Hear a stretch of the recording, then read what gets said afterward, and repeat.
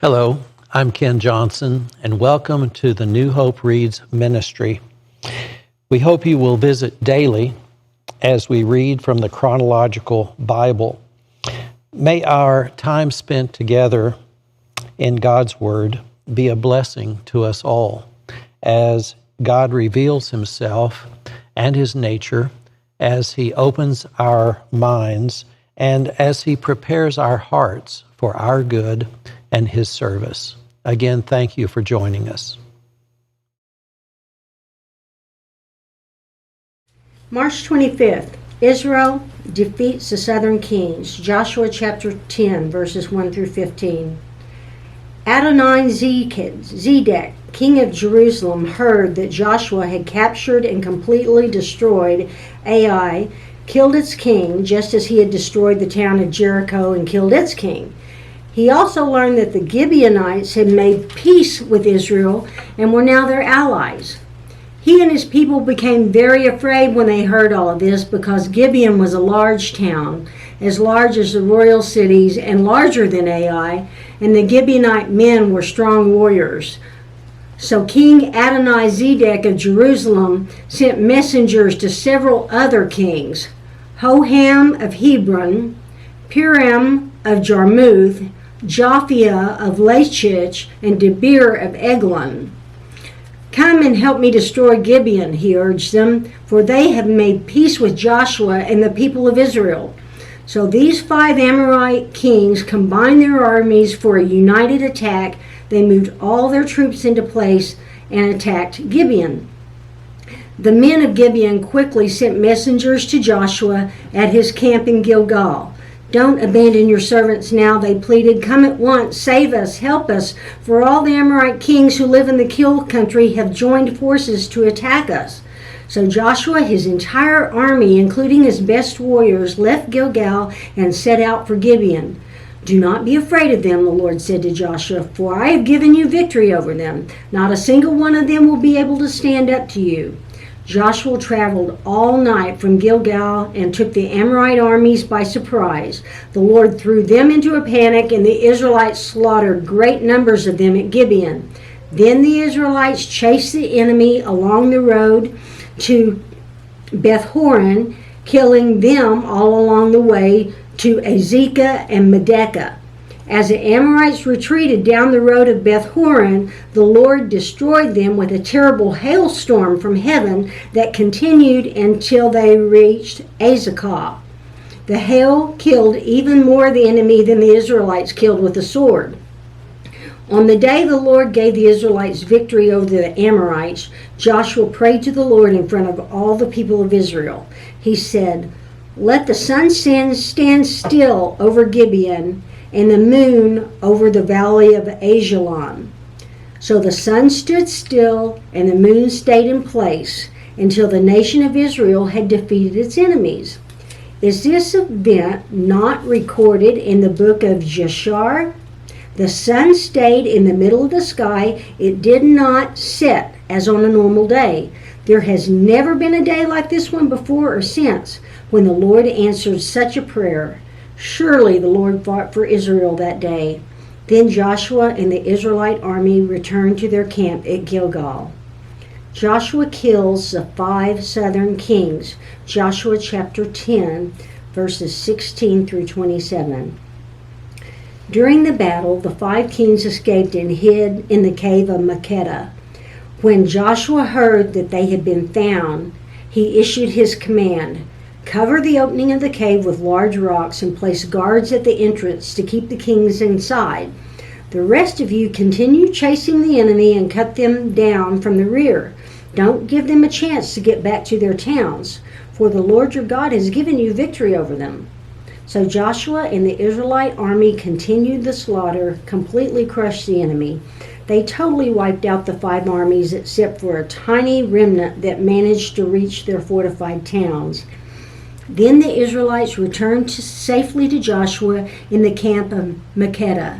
After that, no one dared to speak even a word against Israel. Then Joshua said, "Remove the rocks covering the opening of the cave and bring the 5 kings to me."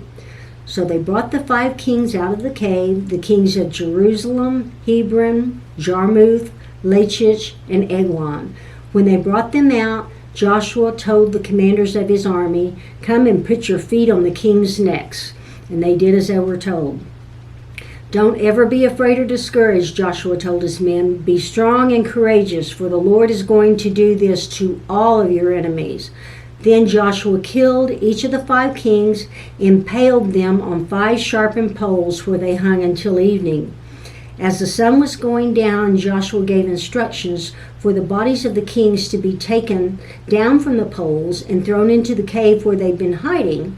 Then they covered the opening of the cave with a pile of large rocks, where it remains to this very day. Israel destroys the southern cities. Joshua chapter 10, verses 28 through 43. That same day, Joshua captured and destroyed the towns of Makkedah. He killed everyone in it, including the king, leaving no survivors. He destroyed them all, and he killed the king of Makkedah as he killed the king of Jericho. Then Joshua and the Israelites went to Libnah and attacked it. There too the Lord gave them the town and its king. He killed everyone in it, leaving no survivors. Then Joshua killed the king of Libnah as he had killed the king of Jericho. From Libnah, Joshua and the Israelites went to Lachish and attacked it. Here again the Lord gave them Lachish. Joshua took it on the second day and killed everyone in it, just as he had done in Libnah. During the attack on Lachish, King Horam of Gezer arrived with his army to help defend the town, but Joshua's men killed him and his army, leaving no survivors.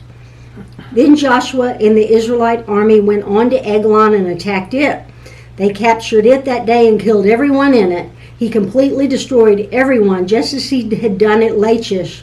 From Eglon, Joshua and the Israelite army went up to Hebron and attacked it. They captured the town and killed everyone in it, including its king, leaving no survivors.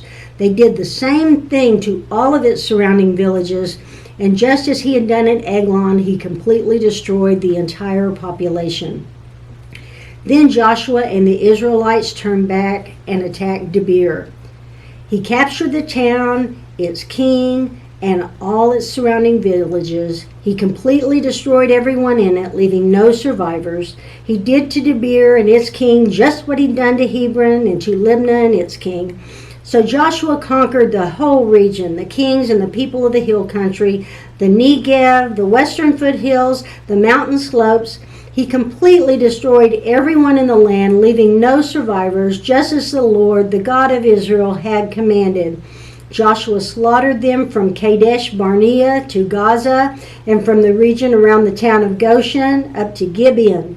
Joshua conquered all these kings and their land in a single campaign, for the Lord, the God of Israel, was fighting for his people.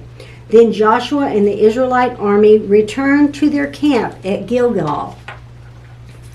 Israel defeats the northern kings. Joshua chapter 11, verses 1 through 23. When King Jabin of Hazor heard what had happened, he sent messages to the following kings: King Jobab of Madon, the king of Shimron, the king of Ashaph, and all the kings of the northern hill country, the kings in the Jordan Valley, south of Galilee, the kings in the Galilean foothills, the kings of Naphoth Dor on the west, the kings of Canaan, both east and west, the kings of the Amorites, the Hittites, the Perizzites, and the Jebusites in the hill country, and the Hivites in the towns on the slopes of Mount Hermon and the land of Mizpah. All these kings came out to fight. Their combined armies formed a vast horde, and with all their horses and chariots, they covered the landscape like sand on the seashore. The kings joined forces and established their camp around the water near Merom to fight against Israel. Then the Lord said to Joshua, "Do not be afraid of them. By this time tomorrow, I'll hand all of them over to Israel as dead men. Then you must cripple their horses and burn their chariots." So Joshua and all of his fighting men traveled to the water near Merom and attacked suddenly. And the Lord gave them victory over their enemies. The Israelites chased them as far as Greater Sidon and Mizrahath Maim, and eastward into the valley of Mizpah, until not one enemy warrior was left alive. Then Joshua crippled the horses and burned all the chariots as the Lord had instructed. Joshua then turned back and captured Hazor and killed its king. Hazor had at one time been the capital of all these kingdoms.